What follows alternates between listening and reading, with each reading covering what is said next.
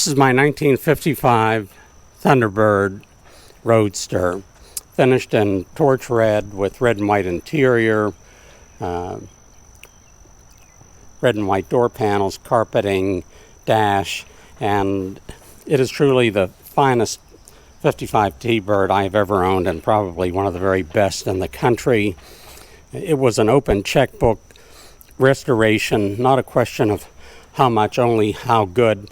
It was a complete photo documented restoration, and each phase of the restoration was photographed. It was a multi-year professional frame off every nut and bolt restoration, which included the exterior, the interior, the bright work, and the full mechanics. The options include power steering, power brakes, power seats, air conditioning, which has been added, which is ice cold, two tops, the hard top and the soft top, white soft top, Continental kit through the dual exhaust system, which comes through the rear bumper ports, which was unique to the 55s, and a beautiful Continental kit, which gives it a line that kind of goes on and on and on. It has the wide white wall tires with the Kelsey Hayes type chrome wire wheels, fender skirts, tinted windows, AM/FM cassette CD player. The dash has not been altered, so it is a T-Bird look-alike with a telescopic steering. The cigar lighter has never ever been used, and it is truly the best of the best. It is ready for show or tour. The sides of this car are laser straight. There's not a paint or body imperfection. The panel fit and finish is just absolutely incredible. The doors on it close like safe doors, which we'll get to in just a moment.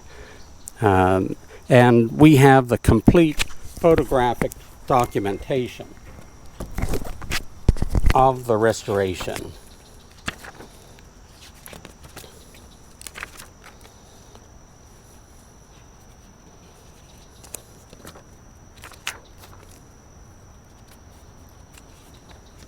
Wow, another good job. Very nice.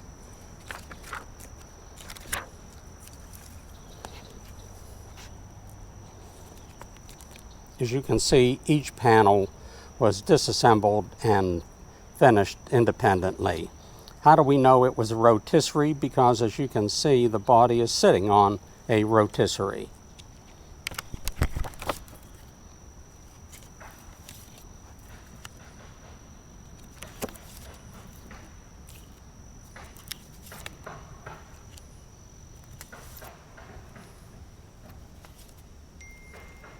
Again, a good shot of the rotisserie and the body being lowered.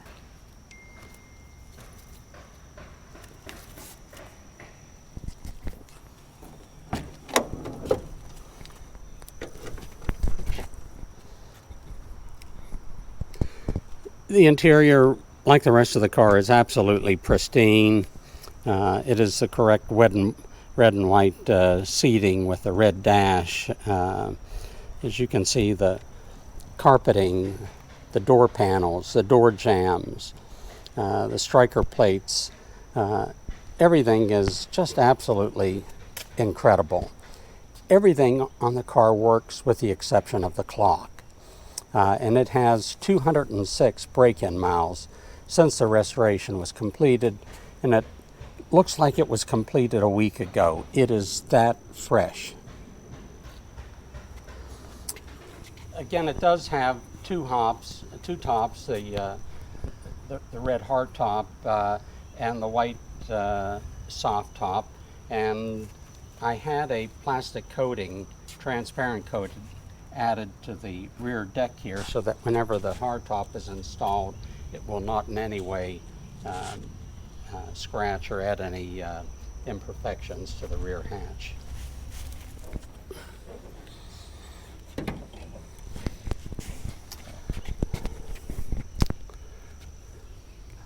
The engine compartment is absolutely show quality. It has the highly desirable chrome engine dress-up kit, the 4-barrel carburation, and the dual exhaust system. The air conditioning is 134, and it includes the rotary compressor, which is the most desirable compressor. And of course, there was a brand new wiring harness from front to back. And as you can see, when the air conditioning was added, there's also been a clutch added to the air conditioning system. And the electrical system has been upgraded to a 12 volt, which is also highly desirable. And is it running? Jeez, it is so quiet. I heard the starter and that's all I heard. Awesome. It truly runs whisper soft.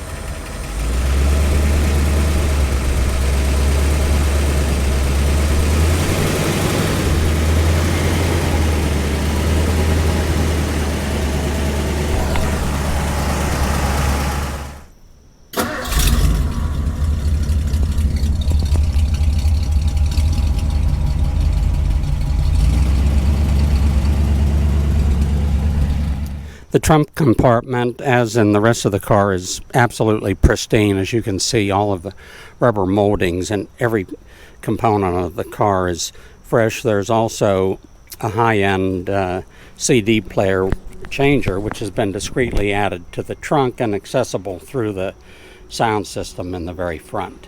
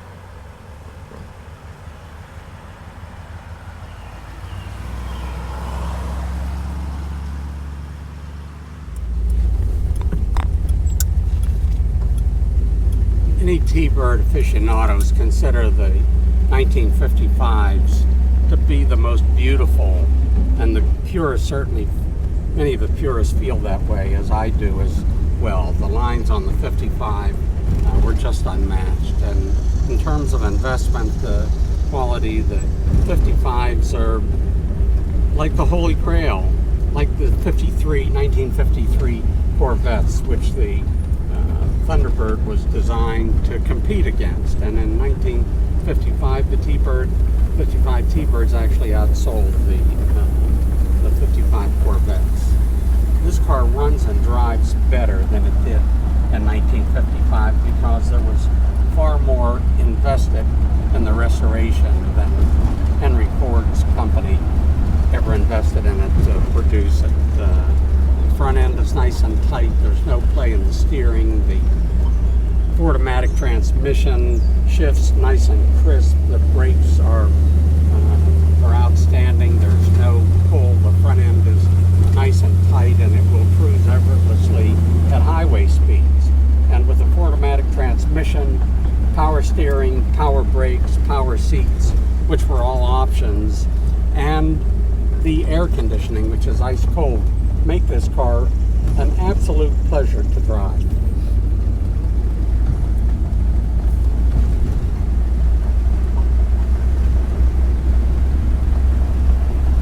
The other feature that was unique to the 55